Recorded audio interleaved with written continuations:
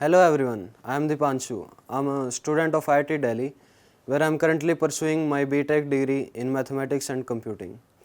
तो यार मैं भी कभी एक ड्रॉपर था जिसके बाद एक साल की तैयारी के बाद मैंने अपनी इस रैंक को मैं अचीव कर पाया। तो आज मैं आपके साथ वो स्ट्रेटजी शेयर करना चाहता हूँ जिससे कि मैं ये रैंक ला पाया। तो यार स्ट्रेटजी सबसे पहले शुरू होती है आपकी कोचिंग से। तो आपने भी अपनी तैयारी ड्रॉप ईयर की तैयारी करने के लिए एक कोचिंग ज्वाइन करने का डिसीजन लिया होगा।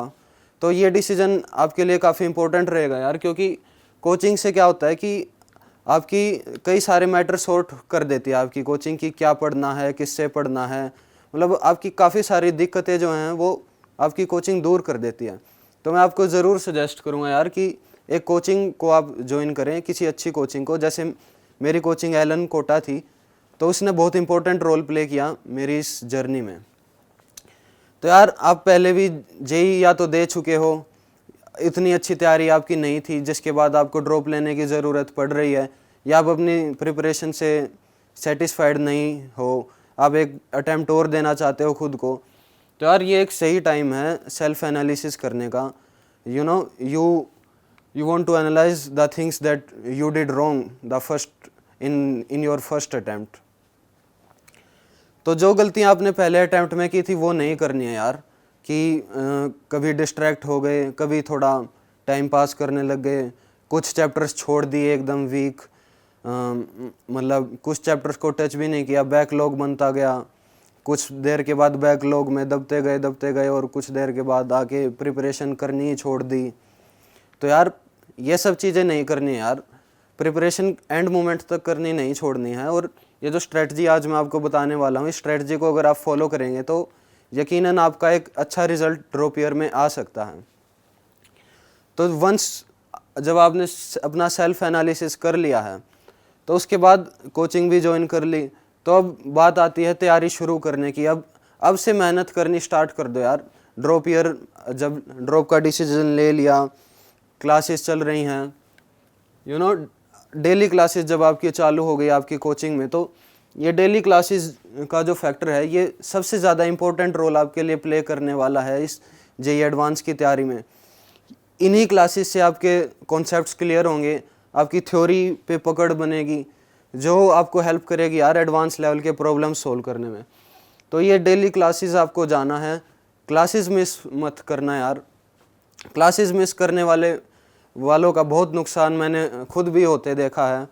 और जब आप रेगुलरली क्लासेस अटेंड करते हैं तो उससे एक अलग लेवल की ग्रास्पिंग आपकी हो जाती है कॉन्सेप्ट्स की, अच्छी कमांड कॉन्सेप्ट्स पे आप बना पाएंगे अगर आप डेली क्लासेस अटेंड करेंगे। तो क्लासेस में पढ़ाई कर ली, कोई भी चैप्टर पढ़ा, तो आपकी कोचिंग में जो होती है तो वो एक और आपका साथ देती है कि मॉक टेस्ट। जैसे क्लास में कोई भी चैप्टर अगर आपने कवर कर लिया, तो जैसे मैं हर 2 हफ्ते में एक मॉक टेस्ट हमारा हर दूसरे संडे को होता था।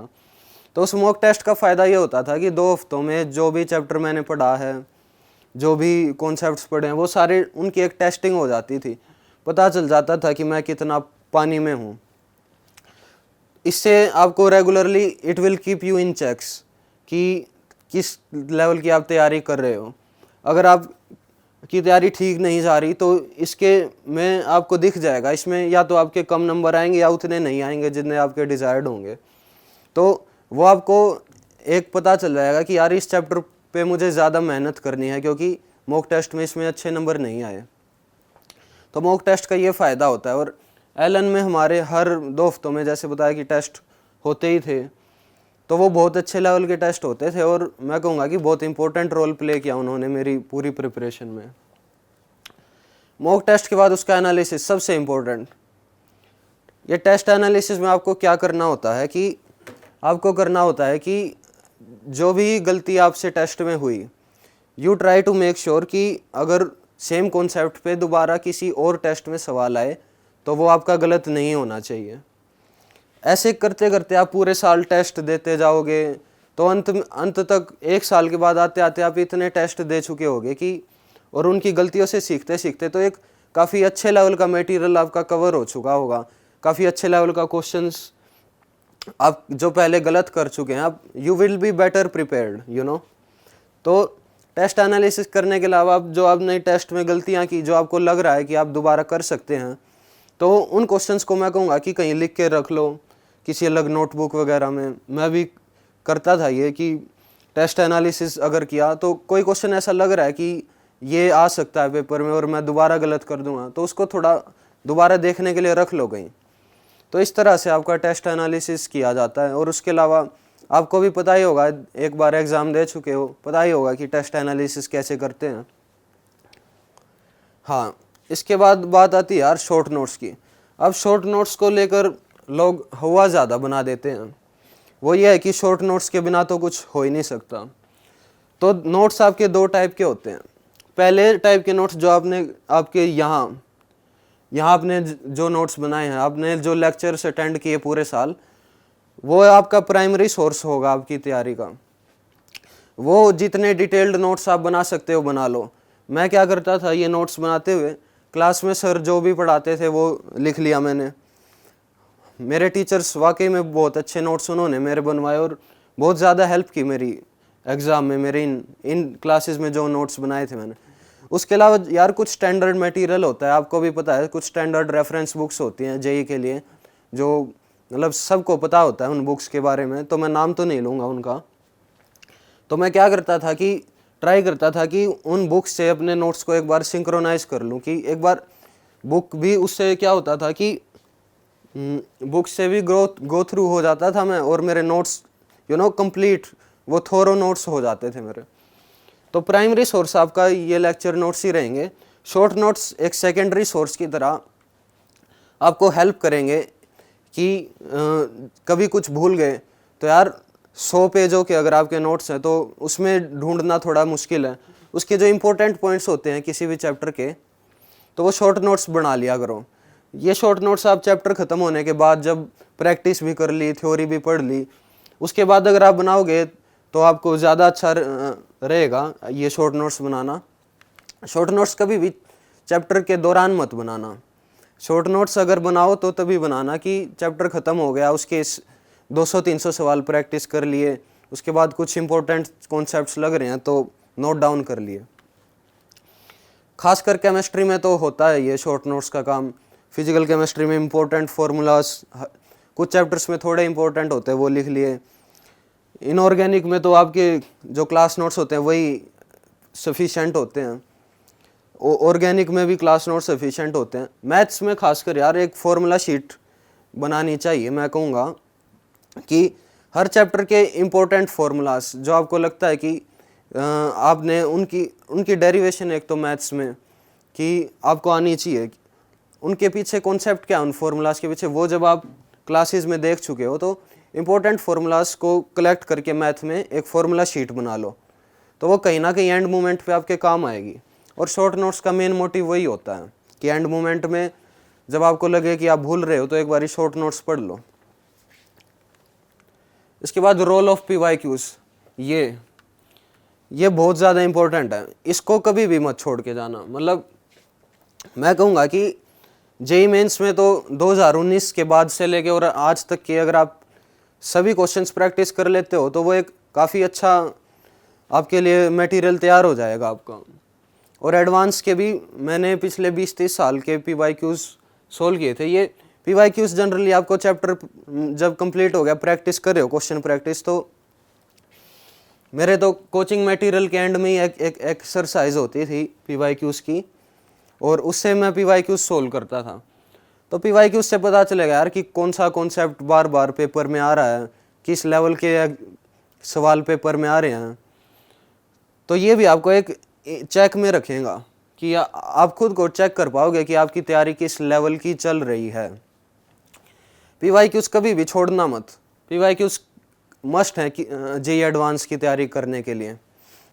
रिवीजन सब कुछ कर लिया, 1 साल हो गया तैयारी करते हुए लगभग, क्लासेस अटेंड कर ली, सिलेबस पूरा हो गया जब भी हुआ, उनके नोट्स बना लिया। अब आपके पास मटेरियल है, आपने 1 साल जो भी पढ़ाई की वो अब आपके सामने है। आखिरी 2-3 महीने बचे हैं, मान लो सेकंड मेंस हो गया, तब शुरू होती है ये रिवीजन स्टेज। जेईई एडवांस में रैंक लाने के लिए मोस्ट इंपॉर्टेंट स्टेज यही है। मतलब मैं कहूँगा कि मैंने अपनी प्रिपरेशन में ये रिवीजन टाइम पे बहुत ही अच्छे से अपने आप को संभाला, बहुत ही अच्छे लेवल के मैंने प्रॉब्लम सोल्व किए और उसी से मेरी रैंक जो है वो अच्छी आ गई। तो मैं बताऊंगा यार कि रिवीजन करना कैसे है। तो सबसे पहले आपने जो लेक्चर नोट्स बनाए हैं, मतलब वीकली टारगेट सेट करो कि इस वीक में एक लिस्ट बना लो कि इन चैप्टर्स को रिवाइज करना है। तो वो कैसे रिवाइज करोगे, पहले जो ये वाले नोट्स है एक बारी पढ़ लिए, गो थ्रू कर लिए, एक बारी ये कर लिया। उसके बाद जो आपने मटेरियल पहले 200-300 सवाल अटैम्प्ट किए हैं उनमें जो कुछ डाउट्स आपके होंगे वो आपने मार्क कर रखे होंगे अगर अपने मटेरियल में, तो वो एक बारी देख लो। वो मैं कोशिश करता था कि मैं नए सवाल ज़्यादा करूं, तो कुछ नया मटेरियल उठा लिया। काफ़ी सारा मटेरियल है, मटेरियल की तो कोई कमी है नहीं दुनिया में। मतलब जेईई का तो इतना मटेरियल है कि आप ख़त्म हो जाओगे, वो मटेरियल नहीं ख़त्म होने वाला। तो अच्छे लेवल का कोई भी मटेरियल उठाया, उससे उस चैप्टर के सवाल सोल्व करने लग गए। तो इस तरह से आपके कॉन्सेप्ट क्लियर हो जाएंगे। कुछ भी वाईक्यूज देख लिए, बस रिवीजन में इतना ही करना होता है। अब इसको प्रॉपरली मैनेज करना है ना, वो मेन टास्क होता है कि कई लोग एक चैप्टर का रिवीजन करने लगते हैं, उसको बेसिक से ही स्टार्ट कर लेते हैं। वो सोचते हैं कि मैं सब कुछ भूल गया, मतलब वो जीरो से स्टार्ट करने बैठ जाते हैं। तो ऐसी नौबत आपके साथ ना आए, तो उसके लिए ये जब पहली बार आपका क्लास में सिलेबस चल रहा था, तब अगर आप मेक श्योर करेंगे कि आपने एक डिसेंट अमाउंट ऑफ स्टडी की हुई है, तो तब आपके साथ ऐसी नौबत नहीं आने वाली। आपकी हर दिन at every stage of preparation एक कमांड रहेगी आपके पास कि आज मुझे ये करना है, तो वो आपके पास रहनी चाहिए तभी। क्योंकि एक साल में इतना टाइम नहीं है कि आप भटक भी जाओ और मतलब आप वापस भी आ जाओ, कम बैक भी हो जाए। तो एक बार ही कम बैक करने का मौका मिलेगा इस पहले अटेम्प्ट के बाद, और उस मौके को जाने नहीं देना है। और रिवीजन में यार कोशिश ये करो कि आखिरी 2 महीने है ना, आखिरी 2 महीने में हर रोज़ 100 सवाल तो सोल्व होने ही चाहिए। हर रोज़ 100 सवाल, मतलब अगर आपके पास 50 दिन है और उसमें आप रोज़ 100 सवाल कर रहे हो, तो आपके पास 5000 सवाल आप सोल्व करके जाओगे। एग्ज़ाम में सवाल ही आएगा यार। ये जो सारी थ्योरी पढ़ी है, थ्योरी करते रह गए पूरे साल, वो थ्योरी रखी की रखी रह जानी है अगर सवाल नहीं करके गए। एग्ज़ाम में सवाल ही आना है। तो maximum number of problems revision के टाइम पे आपको सॉल्व करनी है। नई प्रॉब्लम्स, चैलेंजिंग प्रॉब्लम्स जो आपको चैलेंज करे, पहले नहीं देखी हुई, उस मतलब आसान सवाल क्यों करने हैं रिवीजन के टाइम पे। रिवीजन के टाइम पे मुश्किल सवाल करो, अपने आप को चैलेंज करो, एक मुश्किल सवाल अपने आप को उसके सामने डालो, कुछ नया सीखो उस सवाल से। तीनों सब्जेक्ट्स में ऐसे ही करना होता है और तो कोई डिफिकल्टी नहीं होती। जैसे किस दिन केमिस्ट्री के सवाल सोल्व करे हो तो उस दिन 100 की बजाय 200 कर लिए, मतलब। और एक ये भी होता है कि तीनों सब्जेक्ट्स को मैनेज कैसे करना। किसी भी एक सब्जेक्ट को छोड़ना नहीं है बिल्कुल भी। तीनों सब्जेक्ट्स को प्रोपोर्शनेटली टाइम देना है। प्रोपोर्शनेटली मतलब थोड़ा कम ज़्यादा हो सकता है, पर तीनों सब्जेक्ट्स हमेशा इन चेक रहेंगे, बैलेंस में रहेंगे पूरी 1 साल की ड्रॉप ईयर के दौरान, तभी जाके रैंक आ पाएगी। वरना अगर मैथ छोड़ दिया या केमिस्ट्री अच्छी नहीं लग रही, केमिस्ट्री छोड़ दी, अगर ये सब रहा तो फिर इस साल भी हो गया भाई, ठीक है। अच्छा, रिवीजन हो गया। हाँ, अब इसके बाद कुछ जनरल गाइडलाइन मैं बता देता हूँ जो आप पूरे साल अगर फॉलो करोगे, मतलब कुछ जनरल बातें हैं, इंस्ट्रक्शंस कह लो मेरी तरफ से, जो मेरे भी काम आए थे और आपके भी काम आएंगे। पहला है कि यार be simple and hard working. तो यार ज़्यादा हाई फाई चीज़ें रेयरली काम आती देखी है मैंने। मतलब मैंने भी आखिरी दिन जेईई एडवांस वाले दिन सबसे ज़्यादा सिंपल कॉन्सेप्ट ही मेरे काम आए थे। ज़्यादा हाई फाई चीज़ें करने से कुछ होता नहीं है। सिंपल काम को इफ़ेक्टिवली करो, उससे आपको ज़्यादा अच्छे रिजल्ट्स मिलेंगे। Focus on conceptual clarity and make sure your basics are clear. Basics clear करो यार। ये मतलब क्लीशे लाइन आपको वैसे लगेगी, पर बेसिक्स क्लियर करना बहुत ज़रूरी है। बेसिक अगर आपके क्लियर नहीं है और आप एडवांस लेवल चीज़ें करने जा रहे हो तो उसका कुछ फ़ायदा नहीं है। वो आप एक लूप में अपने आप को फंसा लोगे कि मुझसे ये नहीं हो रहा, वो नहीं हो रहा। तो वो तभी होगा जब आपके एडवांस लेवल प्रॉब्लम्स तभी आप कर पाओगे जब आपके बेसिक्स, जो कोर कॉन्सेप्ट्स हैं किसी भी चैप्टर के, वो जब आपके क्लियर होंगे। चैलेंज योरसेल्फ एवरी डे, ये बात मैंने भी आपको पहले भी बताई कि अपने आप को टफ सिचुएशंस में डालो, आराम नहीं करना भाई। 1 साल आराम नहीं करना, 1 साल मेहनत कर लो, उसके बाद आराम करने की सफिशिएंट अपॉर्चुनिटी मिलेगी। अभी 1 साल के लिए आराम नहीं करना। Challenge your self every day, तो मतलब मुश्किल सवाल करो, ज़्यादा घंटे पढ़ने की कोशिश करो। आज पढ़ने का मन नहीं कर रहा, आज ही पढ़ो। कुछ भी करने, बकवास काम करने का मन कर रहा है, अपने आप को रोको कि नहीं, ये अगर मैं करूँगा तो मेरा जेई में सिलेक्शन नहीं होगा। अपने आप से ये कहो, और ये कहो कि अगर 1 घंटा और पढ़ लिया तो मेरी रैंक मतलब एक्स अमाउंट से सुधर जाएगी। तो ऐसी छोटी छोटी इंटरनल टॉक्स अगर आप खुद से करते रहोगे तो आपके लिए फ़ायदेमंद रहेगी। Have faith in your self, it can do wonders. ये लाइन मैंने खुद ही, सारी लाइन मैंने ही डाली है, मैं अपने पर्सनल एक्सपीरियंस से बता रहा हूँ। ये मैं कह रहा हूँ कि अपने आप पे विश्वास करो यार। क्या हो गया अगर पहले अटैम्प्ट में नहीं हुआ? कईयों का नहीं होता, मेरा खुद नहीं हुआ था। मतलब दुनिया को कुछ बताना है ना, कुछ करके दिखाना है ना कि हम नालायक नहीं हैं, तो वो साबित करने की भूख, वो कुछ अंदर से आवाज़ आ रही होगी ना कि नहीं मैं नालायक नहीं हूँ, मैं इससे अच्छा कर सकता हूँ। वो कुछ होगा ना आपके अंदर से कुछ आवाज़ आ रही होगी, तो उस आवाज़ को सुनो यार। कि एक लाइन मैंने पढ़ी थी कि क्यों ज़मीन पे बैठकर आसमान को देखता है, पंखों को खोल ज़माना सिर्फ उड़ान देखता है। तो इस बात का ध्यान रखना यार। इसके बाद हम चलते हैं दूसरे मेंस से पहले, खासकर ड्रॉपर्स के लिए। अगर फर्स्ट मेंस से पहले आपकी कोचिंग आपका सिलेबस पूरा करा देती है तो अच्छी बात है। दूसरे मेंस से पहले तो आपको हर हालत में आपका सिलेबस पूरा हो ही जाना चाहिए। कुछ भी करके सेकंड मेंस का अटैम्प्ट, अप्रैल वाला अटैम्प्ट होता है, उससे पहले तो आपका सिलेबस हर हालत में हो ही जाना चाहिए। अगर आप खुद से अपने तरफ से एफर्ट्स डाल के, सेल्फ स्टडी करा के, कोचिंग के अलावा भी कुछ सेल्फ स्टडी भी कर रहे हैं, अगर पहले मेंस, मेरी जनरल एडवाइस तो स्टूडेंट्स को ये रहती है कि मेंस का जो बेस्ट अटैम्प्ट रहता है वो आप फर्स्ट मेंस में ही दो, क्योंकि उसके बाद आपके पास 3-4 महीने सफिशिएंट होंगे फिर कि बस आप एडवांस को ही देखो, आप मेंस की चिंता बिल्कुल छोड़ दो। तो अगर किसी तरीके से मेहनत करके फर्स्ट अटैम्प्ट से पहले अपना सिलेबस करा के, मतलब जितना भी हो पाता है अपना बेस्ट अटैम्प्ट एक बार ही दे दो ना, और थोड़ी अच्छी परसेंटाइल ले आओ फर्स्ट मेंस में।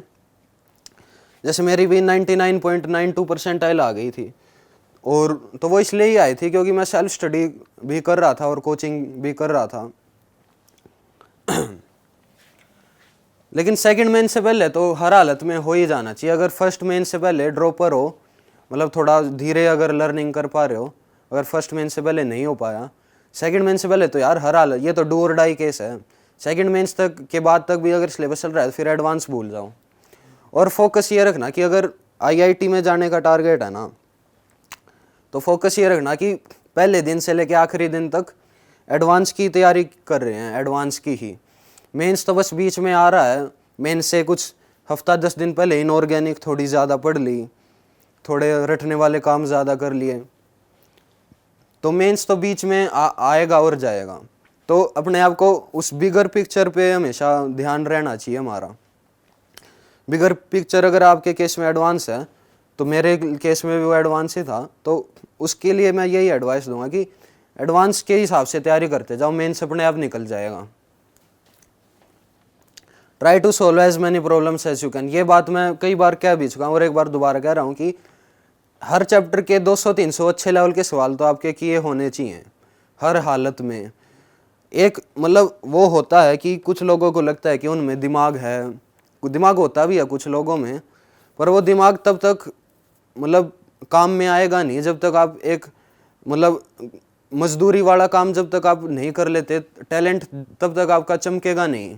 तो वो मजदूरी वाला काम ये है कि आपको अच्छे लेवल के 200 से 250 सवाल आपको हर चैप्टर के फिजिक्स या मैथ की मैं कह रहा हूँ वो करने ही हैं। फिजिक्स और मैथ में इतने सवाल आप करके जाओगे तभी एक कमांड आएगी उस चैप्टर पे, और वो कमांड चैप्टर पे होना ज़रूरी है, तभी आप एडवांस में उस चैप्टर के सवाल को टैकल कर पाओगे। क्लास मिस मत करना, ये तो काफ़ी क्लीशे लाइन है, मैं भी कई बार कह चुका हूँ। केमिस्ट्री, अब थोड़ा सब्जेक्ट वाइज बात कर लेता हूँ मैं, गाइडलाइन। पहले केमिस्ट्री में फिजिकल में यार मैंने क्या किया था, क्लास में टीचर ने जो पढ़ाया वो अच्छे से पढ़ा मैंने।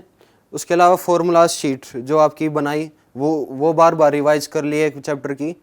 प्रॉब्लम्स 100-200 सोल्व कर लिए फिजिकल के किसी चैप्टर के, इनफ होता है, इतना फिजिकल में इनफ होता है, ज़्यादा मुश्किल नहीं होती फिजिकल अगर आप थोड़ा भी कॉन्सेप्चुअल क्लैरिटी कॉन्सेप्ट्स की नज़र से आप उसको देखते हैं।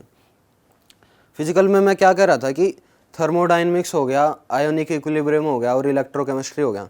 तो इन चैप्टर्स को आपको ज़्यादा कॉन्सेप्चुअल तरीके से पढ़ना है, रटोले तरीके से थोड़ा कम पढ़ना है इन चैप्टर्स को। और ये चैप्टर्स पे अगर आपकी कमांड होगी तो आप फिजिकल हैंडल कर जाओगे। थर्मोडायनेमिक्स हो गया, आयोनिक हो गया और इलेक्ट्रो हो गया। और जेईई एडवांस में जो अच्छा सवाल आता है ना वो इन तीनों के कॉम्बिनेशन से ही आता है। अच्छा, फिजिकल के बाद ऑर्गेनिक। तो ऑर्गेनिक में मैं पूरी तरीके से या एक ज़्यादा वे में मैं रिलाई था अपने टीचर के नोट्स पे। मेरे बहुत ही अच्छे टीचर मुझे यहाँ मिले एलन में।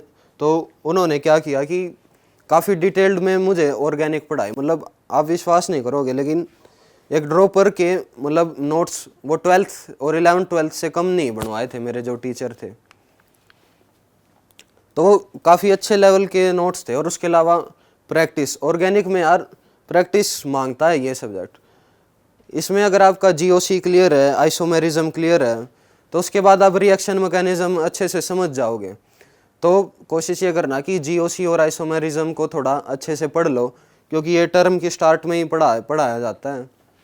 और उसके बाद अगर ये 2 चैप्टर आपके क्लियर हुए तो ऑर्गेनिक आपकी सॉर्ट हो जाती है मोर और लेस। प्रॉब्लम इसमें भी सॉल्व करना बहुत ज़रूरी है। तो प्रॉब्लम सॉल्व करना अपना कोचिंग मटेरियल हो गया, पीवाईक्यूज हो गए, जेईई मेंस के पीवाईक्यूज, जेईई एडवांस के पीवाईक्यूज। उसके अलावा कुछ और मटेरियल अपने टीचर के अगर आप टच में रहोगे तो टीचर आपको और मटेरियल देते ही रहेंगे। मुझे भी दिया था मेरे टीचर्स ने। तो मतलब मटेरियल तो सॉल्व करते ही रहना है, चाहे वो लेक्चर चल रहे हैं, मतलब सिलेबस के कंप्लीट होने के दौरान का वो टाइम है, या रिवीजन की वो स्टेज है। क्वेश्चन प्रैक्टिस चलती रहनी चाहिए। इनऑर्गेनिक में मैंने कुछ नहीं किया। इनऑर्गेनिक में मैंने बस अपने टीचर के नोट्स पढ़े थे और एनसीईआरटी 1-2 बार पढ़ ली थी। जैसे जेईई मेन से पहले 1 बार पढ़ ली, फिर जनवरी से पहले और अप्रैल से पहले 1 बार एनसीईआरटी दोबारा पढ़ ली। तो बस इतना ही करना होता है अपने। अगर आप नोट्स इनऑर्गेनिक में ढंग से कर रहे हैं और एनसीईआरटी कर ले रहे तो इनऑर्गेनिक आपकी क्लियर हो जाती है। इनऑर्गेनिक में नहीं चाहिए ज़्यादा मेहनत, बहुत केमिस्ट्री पूरी अगर आप टीचर्स पे रिलाई कर रहे हैं अपने अच्छे से तो आपकी केमिस्ट्री सॉर्ट हो जाती है मोर और लेस।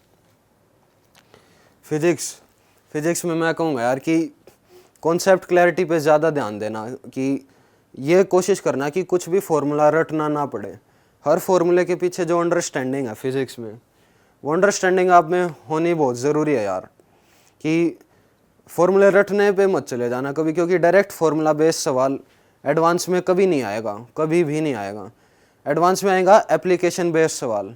तो जो आपके कॉन्सेप्ट्स पे पकड़ आई होगी उसको अप्लाई आप कैसे करोगे, वो चीज़ चेक करेगा जेईई एडवांस। अच्छे लोग चाहिए ना आईआईटी में, क्योंकि ज़्यादा दिमाग चाहिए इंजीनियरिंग के लिए, तो इसलिए थोड़ा एप्लीकेशन बेस्ड सब्जेक्ट है ये फिजिक्स। तो थ्योरी अच्छे से पढ़ी, कॉन्सेप्ट क्लैरिटी अच्छी लेवल की थ्योरी पढ़नी चाहिए इसमें। तो इसके लिए मतलब टीचर्स अच्छी थ्योरी पढ़ा देते थे मुझे। उसके अलावा 1-2 रेफरेंस बुक्स भी मैं पढ़ लेता था फिजिक्स में और काफ़ी सारे प्रॉब्लम सॉल्व कर लेता था। तो फिजिक्स मेरी सॉर्ट हो जाती थी। मैथ्स में यार थ्योरी बहुत कम होती है, मतलब थ्योरी बस इतनी होती है कि जो आप फॉर्मूलाज देखते हो, आपने काफ़ी सारे फॉर्मूले देखे होंगे, एक अटैम्प्ट निकल चुका है, तो उन फॉर्मूलेस का एप्लीकेशन ज़्यादा होता है थ्योरी में। मैथ में उसी को कहता हूँ कि कोई भी फॉर्मूला आपने देखा, उस पर बेस्ड 10-15 सवाल एग्जाम्पल्स के रूप में देख लिए कहीं से, तो वो थ्योरी वही होती है। मतलब मैथ में थ्योरी भी प्रॉब्लम से ही कवर होती है। तो इसमें भी वैसे ही करना है कि कोई चैप्टर आपका चल रहा है तो कोचिंग मटेरियल कर लिया, उसमें काफ़ी एग्जाम्पल्स होते हैं, अच्छे सोल्ड एग्जाम्पल्स किसी बुक में दिखे वो सोल्व कर लिए, तो उससे आपकी थ्योरी क्लियर हो जाती है। जेईई एडवांस के पीवाईक्यूज मैथ में कर लिए, और मैथ में उसके अलावा बस इतने में हो जाता है यार मैथ में। और उसके अलावा एंड मोमेंट तक कुछ ना कुछ मटेरियल से प्रैक्टिस करते रहोगे तो वो। और ये जो मॉक टेस्ट देते हो, पूरे साल मॉक टेस्ट दिए, हाँ और आखिरी 2 महीने में कोशिश करो कि हर रोज़ एक मॉक टेस्ट दे रहे हो, हर रोज़ या हर दूसरे दिन, हर तीसरे दिन, या फिर वीकली संडेज को 2 दे रहे हो। तो आखिरी 2 हफ्तों में, ये पॉइंट मैं पहले कवर करना भूल गया शायद, आखिरी के 2 महीनों में आपको पेपर ज़्यादा से ज़्यादा सोल्व करने हैं। वो पेपर आपको मिल जाएंगे कहीं से भी, अच्छे लेवल के जो पेपर्स होते हैं, आपकी कोचिंग भी आपको देगी। तो वो पेपर सोल्व करना बहुत ही शिद्दत से, क्योंकि वो आपको एक तरह से ट्रेन करेगा। जो फाइनल डे है, जो जेईई एडवांस का जो डे है, उससे ही आपकी पेपर अटेम्प्टिंग की स्ट्रेटजी डेवलप होगी, और उससे आप अपने आप को जानोगे कि मैं कौन से सब्जेक्ट में ज़्यादा अच्छा कॉन्फिडेंट फील करता हूँ, कौन सा सब्जेक्ट ऐसा है जिसमें मुझे थोड़ा संभल के रहने की ज़रूरत ज़्यादा है, ठीक है। और मतलब तो उससे ये चीज़ें डिसाइड हो जाती है। जैसे मेरे केस में मैं हमेशा पहले केमिस्ट्री करता था, क्योंकि वो मैं फटाफट कर लेता था, और मतलब काफ़ी अच्छे मार्क्स मैं सिक्योर कर लेता था पहले केमिस्ट्री करके। उसके बाद मैं मैथ करता था, क्योंकि मुझे लगता था कि अगर मैं मैथ को आखिर में रखूँगा, क्योंकि मैथ मेरा थोड़ा स्ट्रॉन्ग था, तो आखिर में अगर मैं उसे रखता तो वो थोड़ा मैसअप होने के चांस उसके ज़्यादा थे। और फिज़िक्स मेरा वैसा सब्जेक्ट था कि मैं मतलब ओके था फिज़िक्स में, तो फिज़िक्स को मैं एंड में मतलब चांस लेना था। मतलब तो ये चीज़ मैंने खुद के लिए, ये मैं अपने आप को मॉक टेस्ट ज़्यादा दे के ही जान पाया कि मतलब कभी कुछ ट्राई कर लिया, कभी कुछ ट्राई कर लिया। तो मैंने अपने आप को ये पाया कि जिस दिन मैं फिज़िक्स पहले सोल्व कर रहा हूँ ना, उस दिन मेरा पेपर ख़राब हो रहा है। तो कभी कभी ऐसा हो जाता है, मतलब कोई एक स्ट्रेटजी नहीं है, हर आदमी के लिए एक अलग स्ट्रेटजी काम करती है। तो 1 साल की प्रिपरेशन के दौरान आप भी अपनी खुद की स्ट्रेटजी बना चुके होगे, जो आप, अगर आपकी रैंक आ गई तो फिर अगले साल यहाँ आके आप बता रहे होगे औरों को।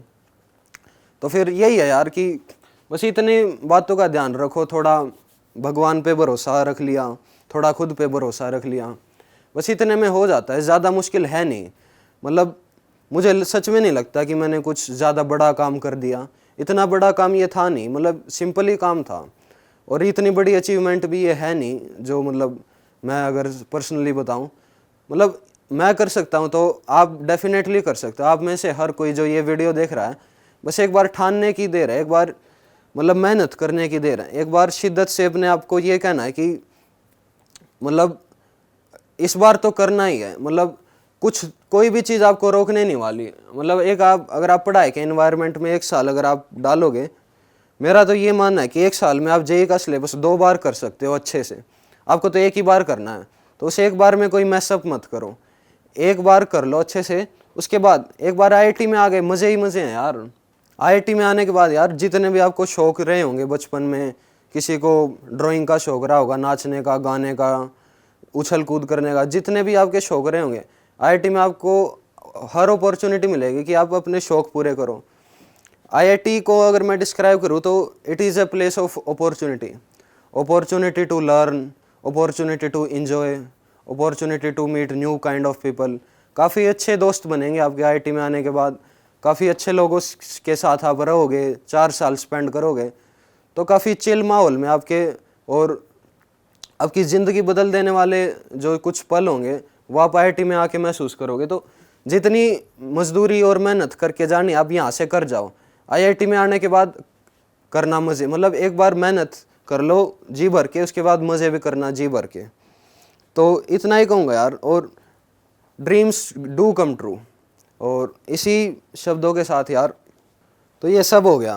अब इसके बाद आती है सक्सेस इन जेईई एडवांस, जिसके लिए इतनी मेहनत की, ये ज़रूर मिलेगी। मैं कहूँगा इतनी मेहनत की, ये ज़रूर मिलेगी। अपने आप पे भरोसा रखो, ये पक्का मिलेगी। रुकावटें आती हैं सफलता की राहों में, ये कौन नहीं जानता, पर सफलता उसी को मिलती है जो हार नहीं मानता। Thank you.